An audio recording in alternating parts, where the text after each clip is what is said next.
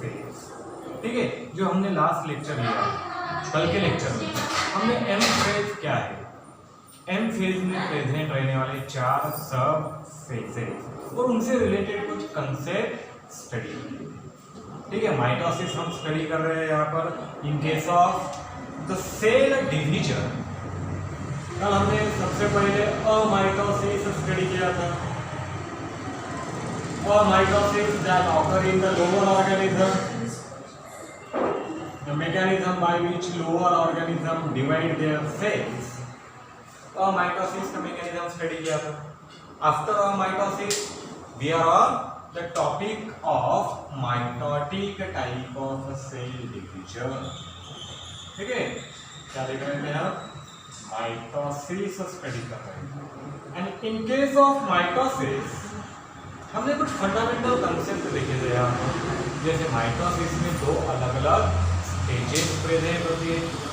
ठीक है, in general अगर जनरल देखें तो this entire process of mitosis इसे डिवाइड किया जाएगा 2 फंडामेंटल पार्ट में, जहां पहला पार्ट होगा karyokinesis division of nucleus and second part cytokinesis division of cytoplasm. इसी माइटोसिस को हमने इक्वेशनल डिवीजन कहा है, इसी माइटोसिस को हमने सोमैटिक सेल डिवीजन भी कहा है। ओके, तो अब इस माइटोसिस को हम स्टडी करना शुरू करते हैं, जहां पर सबसे पहला जो पार्ट आता है इन case of mitosis is karyokinesis. क्या पार्ट आएगा बच्चों? कैरियोकाइनेसिस। और एक बात हमेशा ध्यान रखना कि ये जो दोनों फेजेस है ये सीक्वेंशियल है, वन आफ्टर अदर। ठीक है, साइमल्टेनियस नहीं है, एट द सेम मोमेंट में। पहले कैरियोकाइनेसिस ऑकर होगा, कैरियोकाइनेसिस के बाद cell will enter into the cytokinesis और तब जाकर after the completion of cytokinesis 2 cell अलग अलग होंगे, formation of disorder cell will take place. तो अब हमें पहला फेज स्टडी करेंगे, that is phase of karyokinesis. ठीक है, अब ये कैरियोकाइनेसिस क्या कहा इसे हमने? It is a division of nucleus.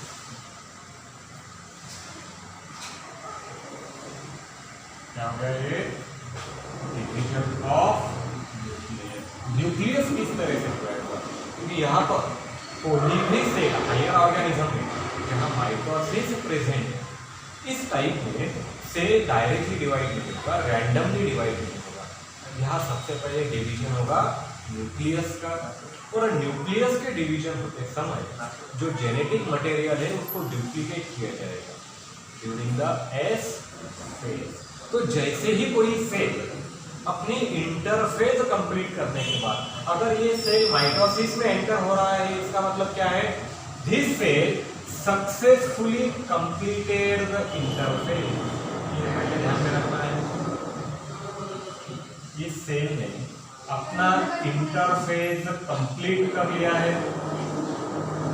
Interphase complete क्या है? इसका मतलब इस सेल में G1 phase, S phase and G2 phase, ये तीनों के तीनों फेज कंप्लीट हो चुके हैं, वन आफ्टर अनदर। ठीक है, सीक्वेंशियली कंप्लीट हुए, साइमल्टेनियसली नहीं। और यहाँ एक पार्ट हमें ध्यान में रखना है, जो सबसे इंपॉर्टेंट पार्ट है यहाँ पर, related with the S phase. ठीक है, क्या है? Related with the S phase. ये हमेशा ध्यान में रखना है, डुप्लीकेशन ऑफ डीएनए। क्या होगा यहाँ पर? Duplication of DNA. अब यहाँ पर किसी भी सेल में जो डीएनए प्रेजेंट होता है, it is present in the form of chromosome. So duplication of DNA is nothing but duplication of chromosome. ठीक है, अगर यहाँ पे DNA रेप्लिकेट होता है, इसका मतलब यहाँ पे जो भी क्रोमोसोम है, ये क्रोमोसोम क्या हो गए? रेप्लिकेट। रेप्लिकेट होने के बाद जो भी क्रोमोसोम है, ये सभी क्रोमोसोम की आइडेंटिकल कॉपीज तैयार होंगे, फॉर्मेशन ऑफ आइडेंटिकल कॉपी। और जब भी किसी डिप्लॉयड सेल में ईच क्रोमोसोम की आइडेंटिकल कॉपी तैयार होती है, that particular cell identical copy तैयार होने के बाद शुरुआत में the cell is diploid with genetic material twice N.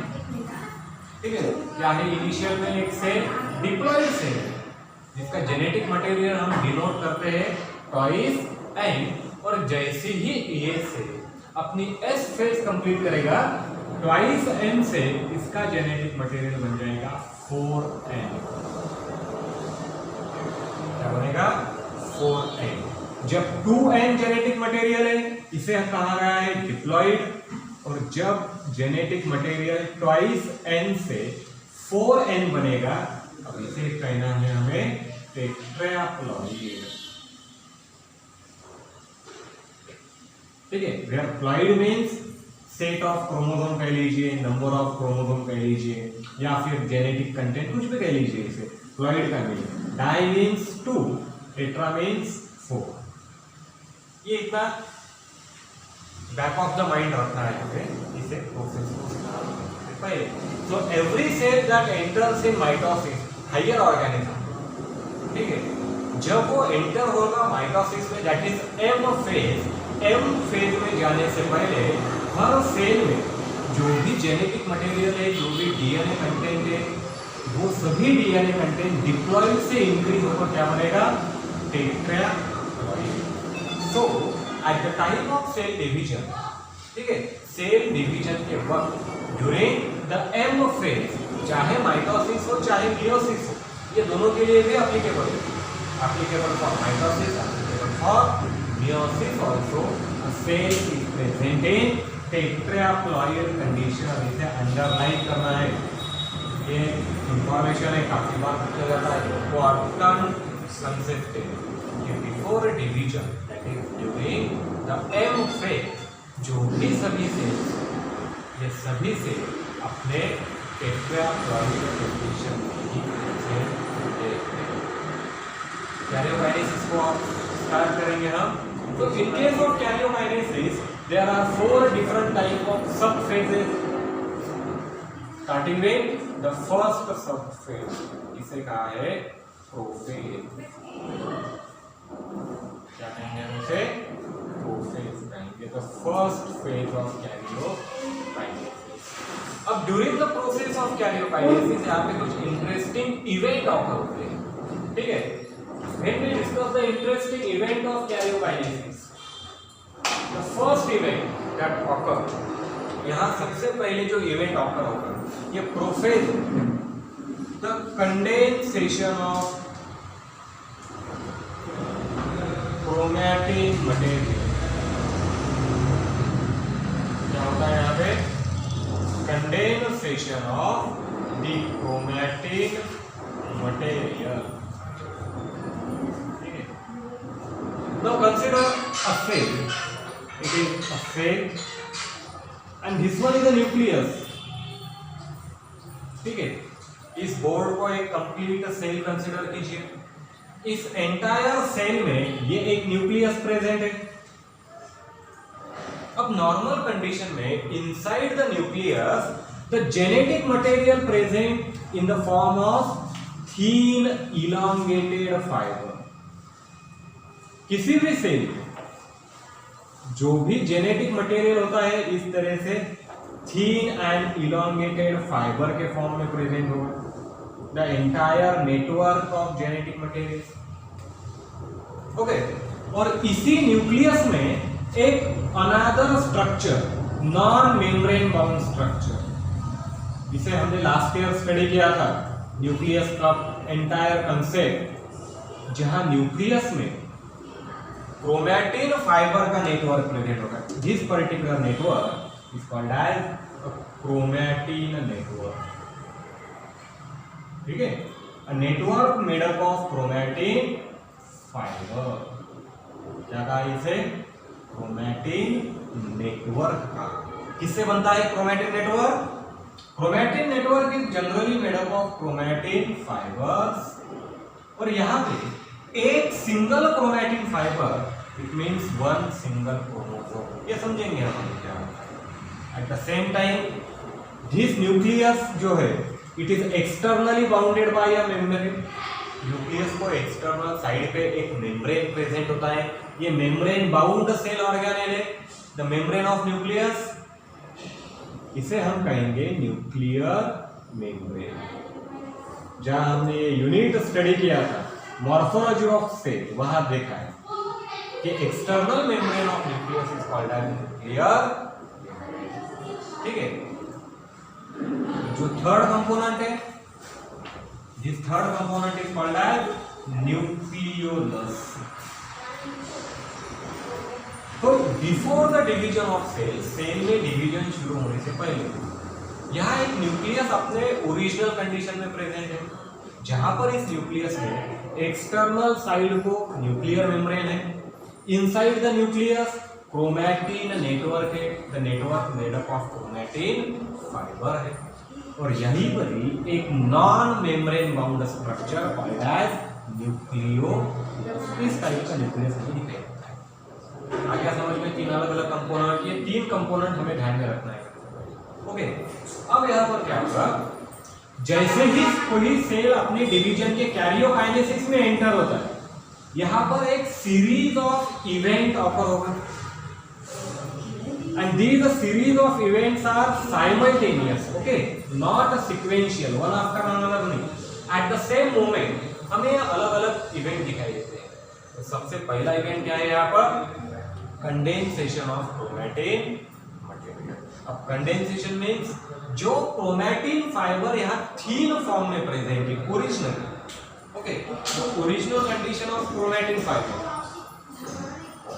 क्योंकि chromatin network in individual chromatin fibre से ही तैयार होता है, और ये क्रोमैटिन फाइबर इनिशियली प्रेजेंट रहेंगे एक अलग स्टेज में, थीन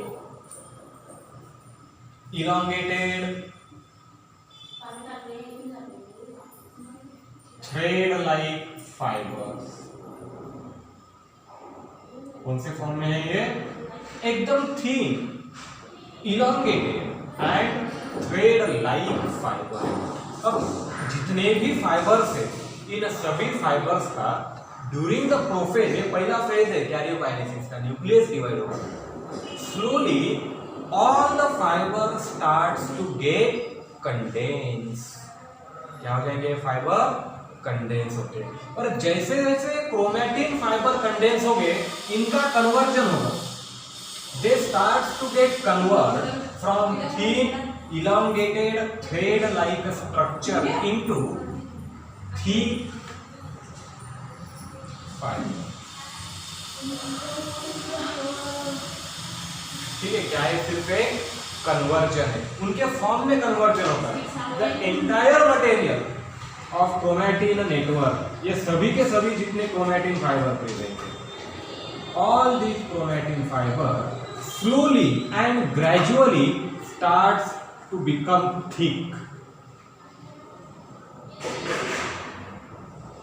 अब धीरे धीरे क्या हो रहा है, इनमें कंडेंसेशन हो रहा है, ये अपने साइज में डिक्रीज हो रहा है। क्या होता है, इनका साइज डिक्रीज, साइज डिक्रीज हो रहा है, मतलब दे बिकम शॉर्ट इन लेंथ, इनका लेंथ धीरे धीरे क्या हो रहा है, यहाँ पर डिक्रीज हो रहा है, शॉर्ट हो रहा है, और ये किस वजह से होगा, due to the process of condensation. और कंडेंसेशन में क्या होता है, during the process of condensation दो अलग अलग इवेंट ऑकर होते हैं। पहला इवेंट जिसे हम कहेंगे coiling, and second event spiralization. So due to coiling and spiralization, किस वजह से हो रहे हैं, क्रोमैटिन फाइबर थिक शॉर्ट, एक लॉन्ग फॉर्म से शॉर्ट फॉर्म में क्यों कन्वर्ट होते हैं, किस वजह से कन्वर्ट हो गए, इस वजह से कन्वर्ट हो गए। Thin elongated thread like structure to become thick and short length fibre. ठीक है, ये कन्वर्जन शुरू है यहाँ पर। अब एट द सेम टाइम क्या होगा, जिस वक्त ये क्रोमैटिन फाइबर का कंडेंसेशन शुरू है, at the same time external side में ये जो न्यूक्लियर मेम्ब्रेन प्रेजेंट है, slowly and gradually this nuclear membrane starts to disintegrate. धीरे धीरे इस न्यूक्लियर मेम्ब्रेन का क्या हो रहा है, यहाँ पर डिसइंटीग्रेशन हो रहा है. That is disintegration of nuclear membrane. Slow disintegration of nuclear membrane. और जैसे जैसे ये न्यूक्लियर मेम्ब्रेन का डिसइंटीग्रेशन होता है, nuclear membrane starts to get disappear. ठीक है, डिसइंटीग्रेशन से क्या होगा, nuclear membrane starts to become disappear.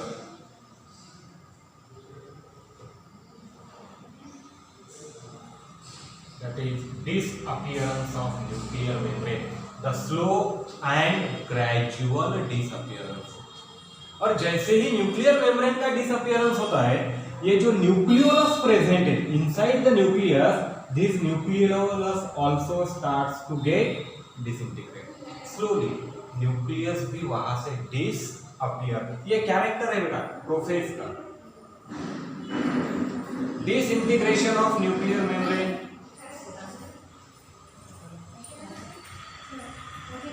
and disintegration of nucleolus, two important components of nucleus in case of plant cell and in case of animal cell. दोनों भी cells में by the gradual process nuclear membrane धीरे धीरे disappear होता जाएगा, nucleolus भी धीरे धीरे disappear होता जाएगा.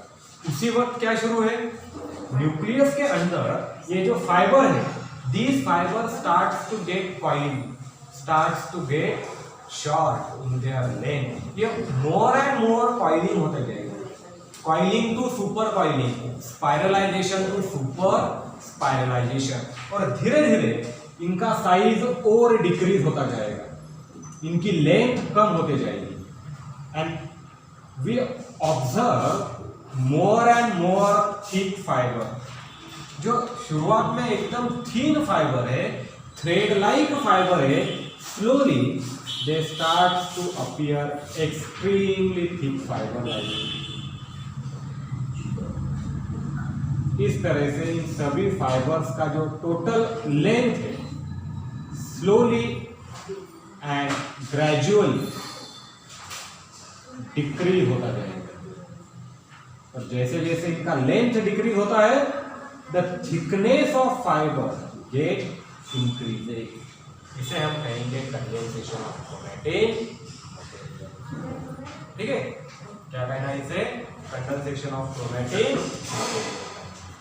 और एक स्टेज ऐसे आएगा इसके बाद, एक पर्टिकुलर स्टेज. अब आउटसाइड द न्यूक्लियस और एक इवेंट होता है. ये तो हमने न्यूक्लियस के अंदर देखा है, आउटसाइड द न्यूक्लियस क्या होगा वो देखो. न्यूक्लियस के बाहर दो टिपिकल स्ट्रक्चर प्रेजेंट होते हैं. इससे पहले हमने देखा है माइटोटिक एपरेटस, याद कीजिए. माइटोसिस और मियोसिस में इसे हमने कहा है अ सेल डिवीजन असेंबली, और सेल डिवीजन असेंबली में हमने कहा था इसे माइटोटिक एपरेटस. यहाँ पर माइटोटिक एपरेटस से डेवलप होता है. माइटोटिक एपरेटस में एक पेयर प्रेजेंट होगा स्पेसिफिक सेल बॉडी का, इसे कहते हैं centriole pair. Two centrioles are present in a cell. During the S phase, cell cycle के S फेज में, शुरुआत में तो एक ही सेंट्रियोल होता है. सेल साइकिल के S फेज में इसकी एक एग्जैक्ट कॉपी बनती है, एक से दो सेंट्रियोल तैयार होते हैं. So two pair of centriole present है. अब ये जो सेंट्रियोल के पेयर है, इस सेंट्रियोल के पेयर को कहा जाता है, एक अदर नेम भी है इसके लिए, डिप्लोज़ोम. इसे इट इज रेफर्ड एज डिप्लोज़ोम. इस तरह से न्यूक्लियस के बाहर अरेंज होते हैं, न्यूक्लियस के बाहर प्रेजेंट होते हैं. Now these diplosome starts to develop fibre. इस डिप्लोज़ोम से कुछ स्पेसिफिक फाइबर डेवलप होना स्टार्ट होते हैं, लाइक दिस. दोनों डिप्लोसोम से, यानी from each pair of centriole they start to develop a array of fibre. इस तरह से एक फाइबर का एरे यहाँ पे डेवलप होगा। अब ये जो फाइबर का एरे डेवलप होता है दो सेंट्रियोल ईच डिप्लोसोम से, इसे कहना है हमें एस्टर। क्या कहेंगे बच्चों इसे? Formation of aster. और ये एस्टर में जो फाइबर प्रेजेंट है इन्हें कहा जाएगा एस्टर फाइबर।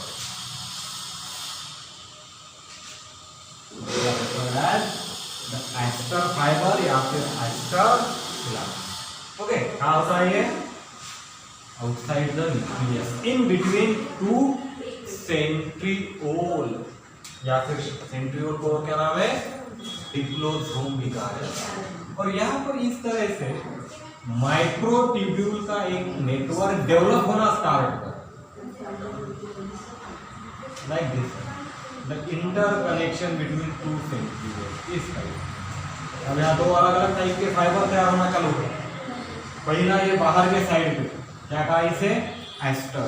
यहाँ पे भी एस्टर है, यहाँ पे भी एस्टर है, that is aster fibre. Aster fibre कैसे होते हैं?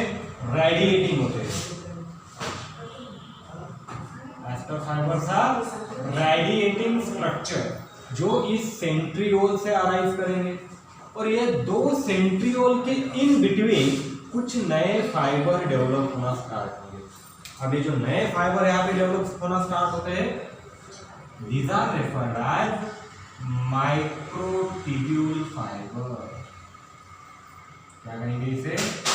Microtubule fibres. इन्हें और एक नाम से भी जाना जाता है, these are also called as spindle fibre. ये नाम अभी से ध्यान में रखना शुरू कीजिए, ठीक है? कंफ्यूज होना ही नहीं, एस्टर फाइबर क्या है, स्पिंडल फाइबर क्या है। Aster fibre develops from the aster, ये यहाँ पर प्रेजेंट रहने वाले जो फाइबर है ये एस्टर फाइबर है। दो सेंट्रियोल के इन बिटवीन जो फाइबर है ये स्पिंडल फाइबर या फिर माइक्रोट्यूब्यूल फाइबर। और इसी माइक्रोट्यूब्यूल फाइबर या फिर स्पिंडल फाइबर से एक इंपॉर्टेंट स्ट्रक्चर डेवलप होगा during the process of cell division. जिस स्ट्रक्चर को हमें कहना है development of spindle, formation of spindle which is responsible for separation. लेकिन आगे के बाद क्या है? तो ये हो गया हमारा complete entire process with different type of event, ठीक आहे? आता हा झाला आपला प्रोसेस, यामध्ये वेगवेगळे इव्हेंट आपण काय वन बाय वन पाहायचं। सर्वात आधी काय होणार? कंडेन्सेशन ऑफ क्रोमोझोम कुठे होत आहे? न्यूक्लियसच्या आतमध्ये होत आहे। आता न्यूक्लियसच्या आतमध्ये जे क्रोमॅटिन मटेरियल प्रेझेंट आहे एका वेगळ्या स्टेटमध्ये सुरुवातीला कोणत्या फॉर्म मध्ये असतो क्रोमॅटिन मटेरियल? प्रत्येक क्रोमॅटिन फायबर हा थिन असणार, इलॉंगेटेड असणार, थ्रेड लाइक असणार आणि हळूहळू ग्रॅज्युअली हा प्रत्येक फायबर थिक होत जातो। कशामुळे? त्यामध्ये कॉइलिंग होत जाणार, त्याची लेंथ हळूहळू डिक्रीज होत जाणार। जर लेंथ डिक्रीज होत आहे तर डायमीटर इंक्रीज होत आहे, they become short in length, हळूहळू त्यांची लेंथ शॉर्ट होतात। ॲट द सेम टाइम या न्यूक्लियसला बाहेरच्या साइडनी कव्हर करणारी जी मेम्ब्रेन आहे nuclear membrane, this nuclear membrane slowly starts to get disintegrate और डिसअपियर। एकाच वेळेस, ठीक आहे, एक झाल्यानंतर दुसरं असं नाही, सिक्वेन्शियल नाही, ह्या कशा प्रोसेस आहे एकाच वेळेस होत आहे, सायमल्टेनियस। एकीकडे क्रोमॅटिन फायबर कंडेन्स होत आहे, दुसरीकडे न्यूक्लियर मेम्ब्रेन डिसअपियर होत आहे, त्याच वेळेस न्यूक्लियोलस आतमधला सुद्धा डिसअपियर होणं सुरू आहे। त्याच वेळेस न्यूक्लियसच्या बाहेर हे सेंट्रिओल जे आहेत हे दोन सेंट्रिओल तयार होतात। या सेंट्रिओल पासून एस्टर डेव्हलप होते, एस्टर मध्ये एस्टर फायबर, नंतर मायक्रोट्यूब्यूल डेव्हलप होणं चालू होतात, मायक्रोट्यूब्यूल पासून मायक्रोट्यूब्यूल फायबर, त्याला स्पिंडल फायबर। ह्या सर्व प्रोसेस एकाच वेळेस सुरू आहे, फक्त वेगवेगळ्या जागेवर सुरू आहे। आलं? एक कलेक्टिव्ह इव्हेंट आहे। आणि हे जे दोन ॲस्टर असतात बाळांनो किंवा हे जे दोन सेंट्रिओल आहे हे हळूहळू अपोजिट डायरेक्शनला मूव्ह होणं चालू होतं, एकमेकांपासून दूर जातात. याला म्हणतात मायग्रेशन ऑफ सेंट्रिओल. शेवटचा इव्हेंट प्रोफेज. काय म्हणायचं याला? Migration of centrioles. कुठे होणार? Towards opposite pole. एका सेलमध्ये दोन वेगवेगळ्या पोलला, ठीक आहे, अशा प्रकारे हे दोन वेगवेगळे पोल जे आहेत किंवा एंड जो आहे त्या एंडकडे हे मायग्रेट होणं, हळू मूव्ह होणं स्टार्ट. काय झाले ही complete prophase with different type of event. बघा एकदा व्यवस्थित त्या डायग्रामकडे काय होत आहे आणि वेगवेगळे इव्हेंट कोणते आहेत त्यामध्ये बघा. सुरुवातीपासून with starting slowly during the prophase, that is the first phase of karyokinesis. Karyokinesis ची पहिली फेज ज्यामध्ये starting with the condensation of chromosome. क्रोमोझोमचं कंडेन्सेशन होणार, ज्यामध्ये क्रोमॅटिन फायबर हळूहळू कंडेन्स होत जातात. जसं जसं क्रोमॅटिन फायबरचं कंडेन्सेशन होत जाणार त्याची लेंथ डिक्रीज होत जातात आणि थिकनेस इन्क्रीज होत. At the same time, the disintegration of nuclear membrane, जे न्यूक्लियसला बाहेरच्या साईडने कव्हर करते ते डिसअपियर होत जातं. न्यूक्लियसच्या आतमध्ये प्रेझेंट असलेला मार्क फीचर म्हणजे न्यूक्लिओलस तो सुद्धा हळूहळू डिसअपियर होतो. त्याच वेळेस न्यूक्लियसच्या बाहेर जे दोन सेंट्रिओल असतात हे दोन सेंट्रिओल एकमेकांपासून दूर जातात, अपोजिट पोलकडे जातात. अपोजिट पोलकडे जाताना त्यांच्यामधून ॲस्टर डेव्हलप होणार बिकॉज ऑफ ॲस्टर फायबर आणि त्यामधून स्पिंडल डेव्हलप होणे स्टार्ट होणार because of microtubule fibre or spindle fibre. ही झाली बाळांनो आपली पहिली phase. The first phase of karyokinesis called as prophase. आता या पुढची फेज बघू आपण काय. सगळे इव्हेंट लक्षात राहायला पाहिजे, कोणत्या वेळेस कोणत्या फेजमध्ये कोणता इव्हेंट ऑफर होत आहे, ठीक है. Now the next phase. अब इसके बाद देखिए after the prophase the second phase of karyokinesis is called as the metaphase. हमसे मेटाफेज. लेकिन मेटाफेज में जाने से पहले ये जो कंडीशन यहाँ पे दिखाई गई है ये कंडीशन पूरी तरह से चेंज हो जाएगी. सेकंड फेज क्या है हमारा? मेटाफेज है. अब प्रोफेज एंड होने से पहले और मेटाफेज शुरू होने से पहले in between the two phases on the junction of two phase, जहां प्रोफेज एंड होने वाली है और जहां से मेटाफेज शुरू होने वाला है, इस फेज पे इस जंक्शन पे न्यूक्लियर मेम्ब्रेन पूरी तरह से डिसअपियर हो जाएगी. Complete disappearance of nuclear totally. Nucleolus totally get disappear. शुरू का हुआ था डिसअपियर होना प्रोफेज, कंप्लीट का हुआ जस्ट बिफोर मेटाफेज. प्रोफेज मध्ये डिसअपियर होणं सुरू झालं, मेटाफेज मध्ये आल्यानंतर कम्प्लिटली डिसअपियर. म्हणजे प्रोफेजचा एंड आणि मेटाफेजची सुरुवात या दोघांच्या मध्ये न्यूक्लियर मेम्ब्रेन पूर्णपणे डिसअपियर होऊन जाणार, न्यूक्लियोलस पूर्णपणे disappear. At the same time in case of metaphase हे मार्किंग आहे, मेटाफेजचं मार्किंग. मेटाफेज कशी ओळखायची की एक सेल त्याच्या मेटाफेजच्या स्टेजमध्ये प्रेझेंट आहे. काही कॅरेक्टर आहेत. कंप्लीट डिसअपियरन्स ऑफ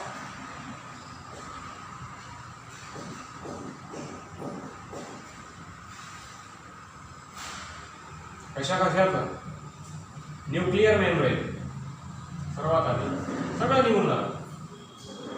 न्यूक्लियर मेम्ब्रेन निघून गेल्यानंतर दूसरी चीज कौन सी डिसअपियर होगी यहाँ पर? न्यूक्लियोलस डिसअपियर होगा. न्यूक्लियोलस के डिसअपियरेंस के बाद और भी कुछ बचा है सेल में? Still the cell contain other component. Cell में सिर्फ न्यूक्लियस थोड़ी है बेटा, एंडोप्लाज्मिक रेटिकुलम है, गोल्गी कॉम्प्लेक्स है, माइटोकॉन्ड्रिया है, क्लोरोप्लास्ट है, ये सभी के सभी सेल ऑर्गेनेल। क्या है? Cell organelle. तो यहां पर सभी सेल ऑर्गेनेल उस सेल से टेम्पररी टाइम पीरियड के लिए क्या होंगे? डिसअपीयर। अब उस सेल में सिर्फ दो चीजें प्रेजेंट है,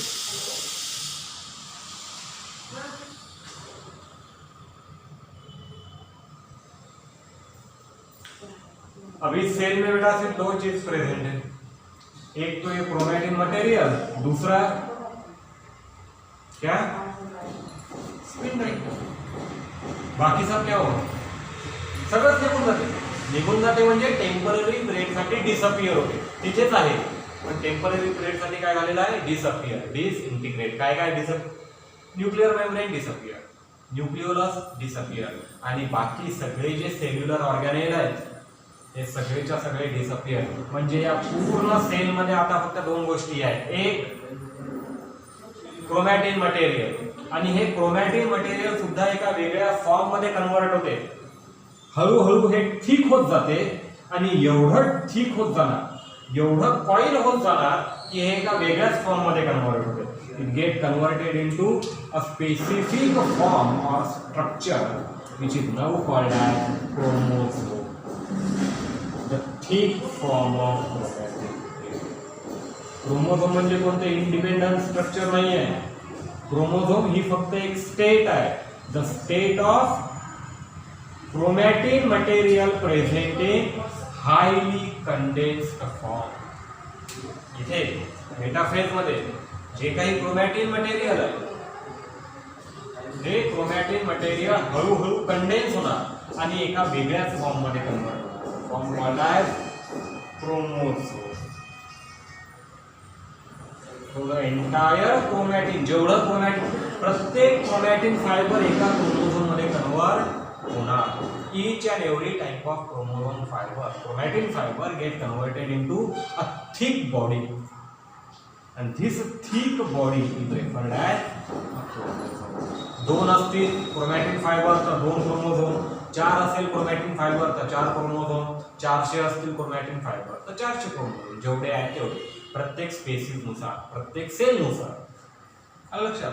आता हे सगळे जे काही क्रोमोसोम तयार होणार, हे सगळे क्रोमोसोम एका पर्टिक्युलर पोझिशनला प्रेझेंट असतात। म्हणजे आता सेल मध्ये फक्त दोनच गोष्टी उरल्या, बाकी सगळं तर डिसअपियर झालं। एक क्रोमोसोम आहे आणि दुसरा हे जे इथे आपण टेम्पररी फॉर्म मध्ये दाखवत आहे हे आता परमनंट फॉर्म मध्ये कन्वर्ट होणार। कोण्या प्रकारे? हे जे सेंट्रिओल अपोजिट एंडला जात आहे during the beginning of metaphase or by the end of prophase, काहीही म्हणा, मेटाफेजची बिगिनिंग म्हणा किंवा प्रोफेजचा एंड म्हणा, मीनिंग एकच आहे। The centriole completely get reach to the opposite pole. हे दोन्हीही सेंट्रिओल बाळांनो त्यांच्या अपोजिट पोलकडे टोटली शिफ्ट होणार या टाइपमध्ये, अपोजिट पोलला। आणि प्रत्येक सेंट्रिओल हा पेअर मध्ये असतो, पेअर ऑफ सेंट्रिओल आहे, दोन सेंट्रिओल एकमेकांना अटॅच असलेले। आता इथे पहिलं स्ट्रक्चर काय आहे या सेंट्रिओलचं? Radiating fibre, that is aster. पाहिला आपण, ॲस्टर प्रेझेंट आहे, रेडिएटिंग स्ट्रक्चर या डायरेक्शन मध्ये, या पॅटर्न मध्ये अराइज होणार। काय म्हटलेलं आहे याला? ॲस्टर। सगळ्याच्या सगळे क्रोमोसोम जे आहेत आता हे सगळे क्रोमोसोम एका पर्टिक्युलर प्लेसला अरेंज केले या सेलमध्ये। तिसरं स्ट्रक्चर प्रेझेंट आहे, the place called as equatorial plane of cell.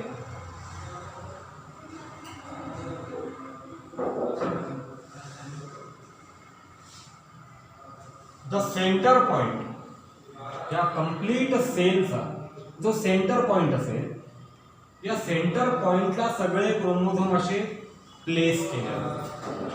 Okay, all the chromosome लाय ॲट इक्वेटोरियल प्लेन. सगळ्या क्रोमोझोमला कुठे अरेंज किया भाई? कहाँ पे अरेंज होंगे? इक्वेटोरियल प्लेन पे अरेंज होंगे. अब इसके बाद क्या होगा? यहाँ से हमने फाइबर देखे, formation of fibre. So from this centriole two different type of fiber arises. दो अलग अलग टाइप के फाइबर अराइव होते हैं. पहले फाइबर जो जाकर इन क्रोमोसोम को बाइंड होंगे, first type of fibre from opposite and, दोनों एंड से आएंगे और ईच क्रोमोसोम को जाकर बाइंड करेंगे. लाइक जितने भी क्रोमोसोम यहाँ पर प्रेजेंट होंगे सभी क्रोमोसोम को ये फाइबर आके बाइंड होंगे. कहाँ पर बाइंड होंगे? कहीं भी बाइंड नहीं हो सकते. अब जनरल तो क्रोमोसोम हमने इस तरह से दिखाया है, एक स्ट्रक्चर इसी तरीके से जनरली दिखाते हैं. याच टाइप मध्ये रिप्रेझेंट करतात स्ट्रक्चर ऑफ क्रोमोसोम. आता हा जो मधला पार्ट मी काढला आहे याला म्हटले जाते सेंट्रोमियर पार्ट ऑफ क्रोमोसोम. क्या कहना है इसे? Centromere part of chromosome. और इस सेंट्रोमियर पर बाहर के साइड से, फ्रॉम द आउटर साइड, एक डिस्क लाइक स्ट्रक्चर प्रेजेंट होता है. क्या प्रेजेंट होगा? एक डिस्क लाइक स्ट्रक्चर. इस डिस्क लाइक स्ट्रक्चर को कहते हैं काइनेटोकोर. क्या कहना है? काइनेटोकोर. इसका मतलब इन सभी क्रोमोसोम में क्या प्रेजेंट है? एक डिस्क लाइक स्ट्रक्चर प्रेजेंट है at the centromere. The disc like structure called as kinetochore. ठीक है. जो भी ये फाइबर है, द फाइबर पहले टाइप के कहाँ से आते हैं? सेंट्रियोल से आते हैं. इन फाइबर को कहना है आगे chromosomal fibre. Simple simple name से क्रोमोसोमल फाइबर किसे कहना है? The fibre arising from centriole. कहाँ से आते हैं? सेंट्रियोल. कुठून येत आहे? सेंट्रियोल. कुठे जाऊन अटॅच होता है? Which get attach to the kinetochore of each chromosome from opposite direction. इस पोल से भी आएंगे, इस पोल से भी आएंगे, from both the pole. Chromosomal fibre आएंगे, हर क्रोमोसोम के काइनेटोकोर को जाके अटैच होंगे. इन फाइबर को कहना है हमें क्रोमोसोमल. अब कुछ फाइबर ऐसे होंगे जो क्रोमोसोम को अटैच नहीं होंगे, इस एंड से निकलेंगे, डायरेक्टली इस एंड को आकर टच करेंगे. ठीक है. क्रोमोसोम के साथ अटैच नहीं होंगे. तो we have two type of fibre. एक जो क्रोमोसोम को अटैच होंगे, दूसरे जो क्रोमोसोम को अटैच नहीं होंगे. जो फाइबर क्रोमोसोम को अटैच नहीं होते, एक एंड से निकलकर दूसरे एंड तक, यानी एक सेंट्रियोल से निकलकर दूसरे सेंट्रियोल तक डायरेक्टली रन होते हैं, इस टाइप के फाइबर को हमें कहना है interpolar fibre. In between two pole. एक यहाँ पर पोल है, एक यहाँ पर है. अपोजिट पोल, दो अपोजिट पोल को कनेक्ट करने वाले फाइबर. क्या कहा इसे? Interpolar fibre. और इन दो फाइबर को combination of chromosomal fibre and interpolar fibre, इन दोनों का combination along with the centriole. इसी के साथ वहां पे क्या रहना चाहिए? सेंट्रियोल. इन तीनों को मिला के जो स्ट्रक्चर तैयार होता है इसे कहते हैं स्पिंडल.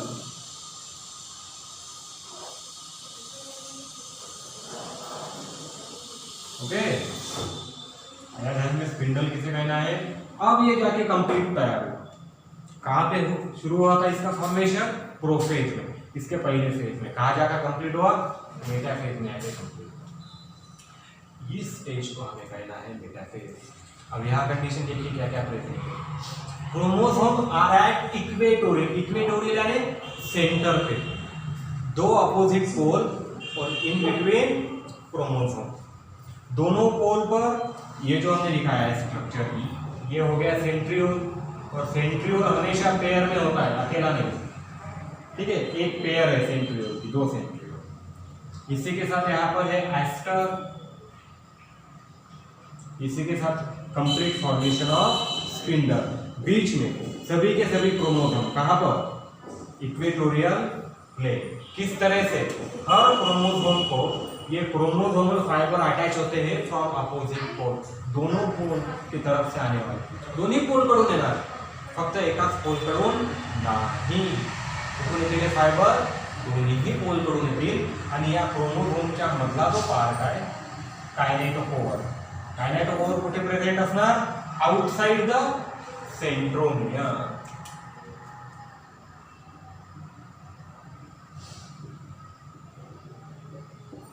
सेंट्रोमियरच्या बाहेर एक डिस्क लाईक स्ट्रक्चर, त्याला म्हटलं कायनेटोकोर। या कायनेटोकोरला येऊन opposite direction from both the pole, दोन्ही क्रोमोसोम होणार, दोन्ही क्रोमोसोम फायबर होणार। या फेजला म्हटलं जातं Meta phase, the second phase of कॅरिओकायनेसिस। पहिली फेज आपण बघितली प्रोफेज, आता दुसरी फेज काय बेटा, मेटाफेज। काय कॅरेक्टर मेटाफेजचे, the chromosomal fibre from opposite end complete develop होते, complete development of spindle. Spindle development is indicated by, spindle development it is indicated by the complete formation. इथे कंप्लीट फॉर्मेशन होणार, complete formation कशाचं होणार, complete formation of this particular spindle slowly and gradually containing the two centriole at opposite end along with two type of fiber, the fiber which are present between two pole directly interpolar, hey क्रोमोसोमला touch सुद्धा करणार आहे। जे fibre directly या क्रोमोसोमला येऊन bind होणार त्याला म्हटलं जाईल chromosomal. आणि हे सगळे फायबर एका टाइपच्या फायबर पासून तयार होतात, मायक्रोट्युब्यूल फायबर। ऑल दीज आर मायक्रोट्युब्यूल, सगळेच्या सगळे फायबर काय आहेत, मायक्रोट्युब्यूल। फक्त यांची नावं वेगवेगळे कशामुळे, हे सुद्धा मायक्रोट्युब्यूल आहे, हे सुद्धा मायक्रोट्युब्यूल आहे, हे ॲस्टरचे सुद्धा मायक्रोट्युब्यूल आहे। नावं वेगवेगळे का, त्यांचे फंक्शन वेगवेगळे आहे, त्यांचे रोल वेगवेगळे आहे। याला क्रोमोसोमल फायबर म्हटलं, it is also type of microtubule, पण का, it get attach with chromosome. याला इंटरपोलर म्हटलं कारण it connects the two pole with each other. लक्षात, इथे कंप्लीट होतो आपली झालं, प्रोफेज झालं,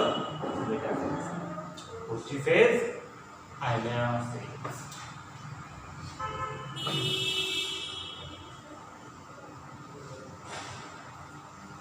Now in case of anaphase काय होते ते बघा, साधी आणि सोपी प्रोसेस आहे, सिंपल प्रोसेस।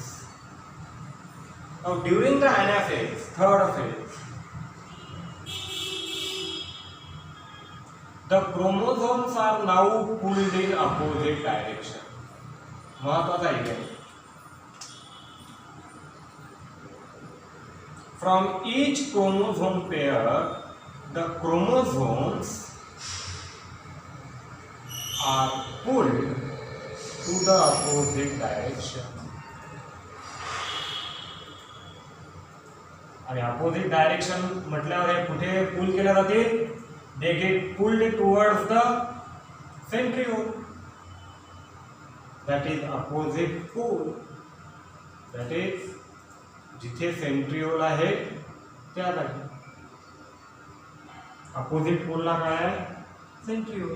मग हे जे फायबर आहे क्रोमोझोमल फायबर, हे क्रोमोझोमल फायबर प्रत्येक क्रोमोझोमला दोन अपोजिट एंडकडे पुल करतात आणि हे पुल केल्याच्याने प्रत्येक क्रोमोझोम सेपरेट होतो। Each chromosome is now get separated into two chromosome, कारण यांचा आधी डीएनए रेप्लिकेशन झालेला आहे, ठीक आहे। यांच्यामध्ये आधी काय वापर झालेला आहे, DNA replication.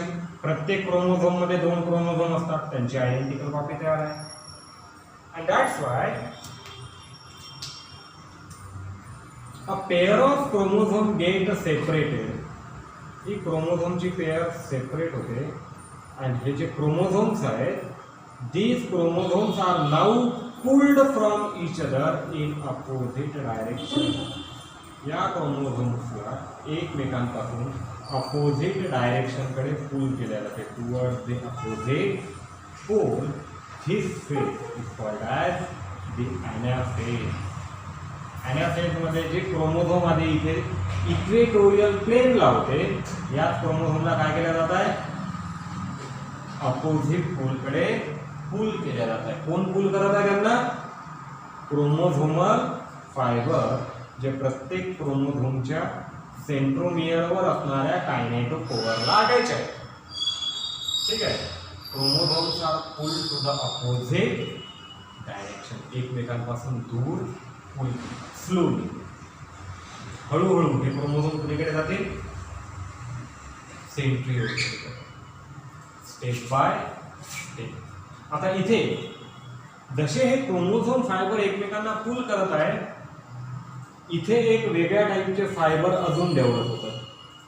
A new type of fibre get develop in between two chromosome, जे ह्या क्रोमोझोमला पुश करतात. The fibre called as intra chromosomal fibre.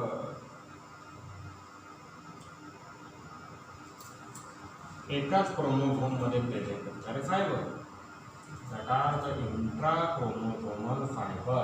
हे हळूहळू डेव्हलप होतात जसे जसे हे क्रोमोझोम एकमेकांपासून दूर जातील. As the chromosome starts to get migrate from each other, intrachromosomal fiber ची लेंथ वाढत जाईल. म्हणजे इथे दोन फोर्स आहेत, the pulling force exerted by chromosomal fiber and the pushing force exerted by intrachromosomal fiber. And due to these two forces, chromosome starts to migrate away from each other. Away from each other म्हणजे नेमकं कोणीकडे? Towards the opposite pole. या फेजला म्हटलं जाते phase of anaphase. आता यानंतर येणार बेटा शेवटची फेज, द लास्ट फेज. आता जसं जसं हे अपोजिट पोल कडे जात आहे, एक स्टेज अशी जिथे हे क्रोमोझोम कम्प्लिटली कुठे जाते? अपोजिट पोलला. आता त्याच्या पलीकडे थोडी जाणार आहे, कुठपर्यंत येतील? अपोजिट पोल पर्यंत रीच होतील. एकदा का हे अपोजिट पोल पर्यंत आले तर मग इथे एक वेगळी स्टेज येणार, पुढची stage, the stage called as the telophase, the last stage of karyokinesis, stage B. काय म्हणणार याला आपण? टेलोफेज. आता या टेलोफेज मध्ये पायाचे कॅरेक्टर काय आहे? It is the reverse of prophase. काय म्हणतात या स्टेजला? रिव्हर्स प्रोफेज असं सुद्धा म्हटलं जातं. जे इव्हेंट प्रोफेज मध्ये होतात ते इव्हेंट एक्झॅक्ट अपोजिट कुठे होते? टेलोफेज. आता टेलोफेज सुरुवात होताना पहा काय प्रेझेंट आहे. During the beginning of telophase, at the opposite end there is pair of centriole. सर्वात आधी काय दिसून येणार? Pair of centriole. पण या पेअर ऑफ सेंट्रिओल मध्ये आता याच्यापासून तयार झालेलं जे स्ट्रक्चर आहे, द स्ट्रक्चर ऑफ ॲस्टर, हे ॲस्टर हळूहळू डिसइंटिग्रेट होत जाते. Slowly disintegration of aster. Prophase मध्ये काय झालं होतं? याचं फॉर्मेशन झालं. इथे काय होत आहे? डिसइंटिग्रेशन. जे प्रोफेज मध्ये झालं याच्या एक्झॅक्ट रिव्हर्स कुठे होणार? टेलोफेज मध्ये. तिथे तयार झालं होतं, इथे काय होईल? डिसइंटिग्रेट होणार, डिसअपियर. मायक्रोट्युब्यूल हळूहळू डिसइंटिग्रेट. जे फिलामेंट आहे, कोणते फिलामेंट होते आपले?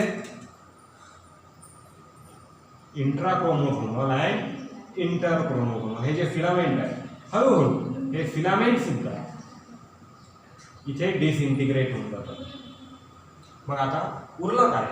दोन अपोजिट एंड कडे आलेले क्रोमोझोम. आता त्याच्या रिव्हर्स प्रोसेस होणार. During the telophase the chromosome now starts to get डिकंडेन्स.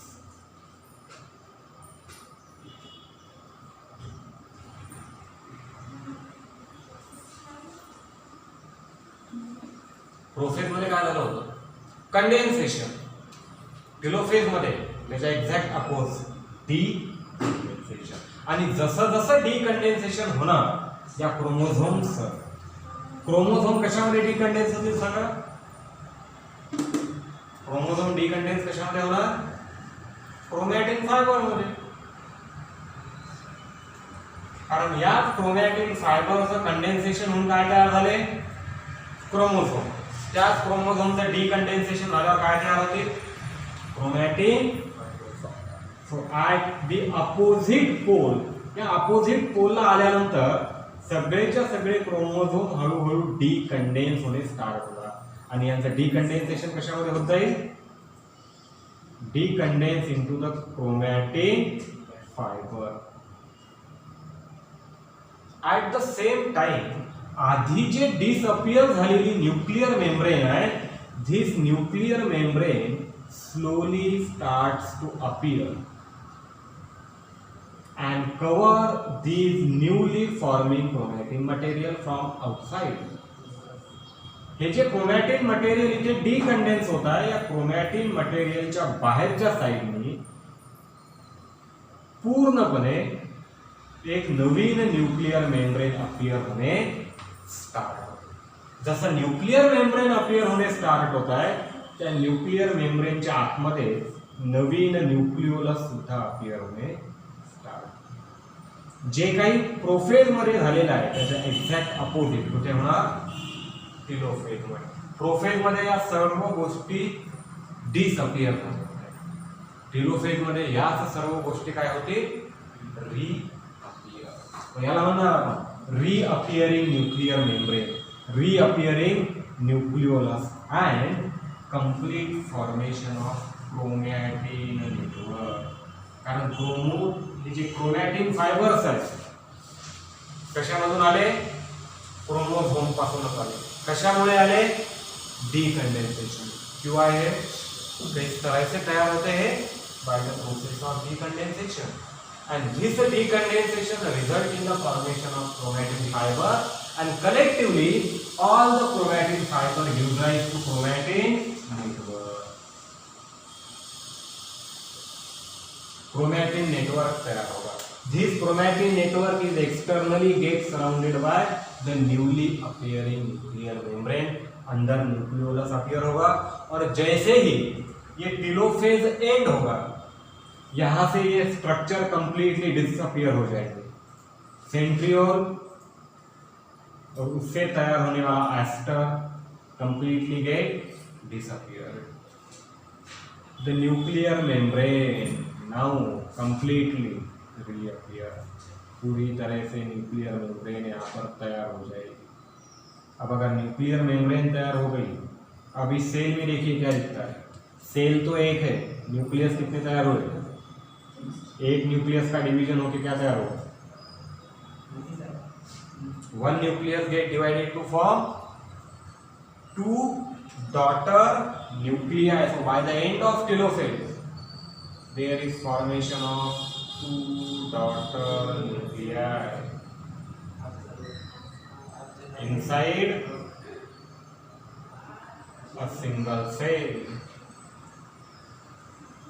एक ही सेल में एक न्यूक्लियस का डिवीजन होकर क्या तैयार हो गए? दो न्यूक्लियस. इसीलिए इसे कहा है कैरियोकाइनेसिस डिवीजन. अब इस स्टेज में सेल कैसा है? Binucleated. क्या कहेंगे इस सेल को? Bye nucleated. प्रोसेस चालू होने से पहले यूनि न्यूक्लियस था, प्रोसेस कंप्लीट होने के बाद क्या बन गया? बाय. अब इसके आगे होगा साइटोकाइनेसिस. तो साइटोकाइनेसिस कैसे होता है ये हम कल स्टडी करेंगे. इससे पहले ये जो चारों फेज है, प्रोफेज, मेटाफेज, आनाफेज एंड टेलोफेज, इनके कैरेक्टर, इसी के साथ सेल साइकिल, इसे नोट्स दिए हैं आपको, ठीक है, व्हाट्सएप ग्रुप में भी डाला है, उसके साथ ऐप में भी डाला है. इसे एक बार अच्छे से रीड कर लीजिए. बाकी हम कल के लेक्चर में देखते हैं साइटोकाइनेसिस का प्रोसेस.